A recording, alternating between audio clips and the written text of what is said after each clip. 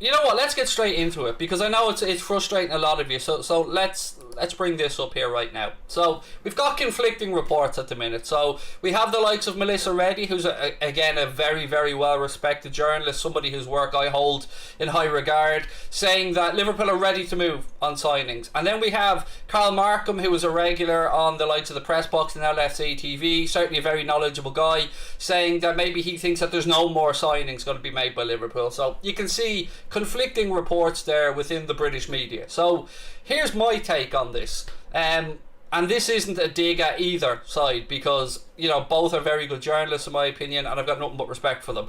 But I think, looking from the outside, and again these guys would be far more clued up, but you can see even in the more clued up people there's conflicting reports. One side suggests we're ready to move, one side thinks we're not going to make any more signings. I think the truth is simply this: we went into this window knowing that we had to move on fringe players for a couple of reasons. Firstly, financial reasons, of course. We needed to clear up the wage books a little bit, bring in some cash. But there's another really, really important reason that often gets glossed over when we're on Twitter or we're talking about transfers, and that is squad places. Because you can only have so many overseas squad players, and then you have to have a minimum amount of homegrown players or English players. So look at what we're looking to do. Let's say Origi, if he moves on, and if Shaqiri moves on, as an example, that's two overseas squad places, two valuable overseas squad places that would be freed up for Liverpool, because there's better value in the European market. So yes, you might get your Premier League tried and tested players in England, the likes of a Jared Bowen or whatever, but you're going to pay a premium. The value has always been in the German, the Spanish, the French, in those markets. So to me it's no surprise that Liverpool have had a summer of trying to clear players off the wage books, and players that, if we didn't loan them or sell them on, would come back. You can see a nice new feature there as well. CJ Alvarez donated €2 to a super chat. So just to make sure I don't miss them, you'll see it pop up on the screen there now as well. So you guys will see when the super chat comes in. We've the best squad in the league, no panic needed, said CJ Alvarez.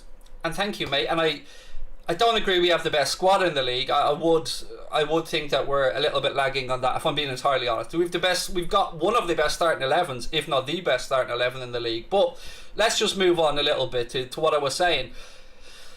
We need to free up squad places. So it's all very well and good us saying let's go out there and sign Saul, let's go out there and sign let me just throw another name at you. Let's go out there and sign,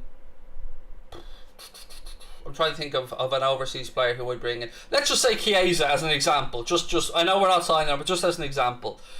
That needs two overseas squad places freed up, or what happens is we end up not registering somebody in our squad and paying them wages to just sit there and do nothing, or to go on loan somewhere else. So I actually think what Michael Edwards and what Liverpool have done is rather clever. If, and this is the important part, if it's followed up with a couple of signings that we expect. So I believe we'll get one or two more over the line. I think we'll get the midfielder and we'll get a wide forward. Now, I've also read stuff today that said that maybe we're not going to bring in a midfielder. I think that would be stupidity of the highest order to not replace the amount of minutes that Gini Wijnaldum was available for.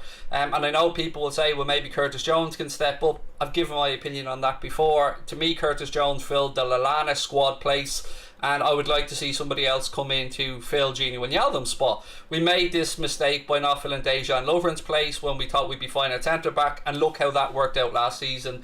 You know, we were scrambling to try and get a top 4 place at the end of the season, and thankfully we did it thanks to Alisson and some great performances by the lads.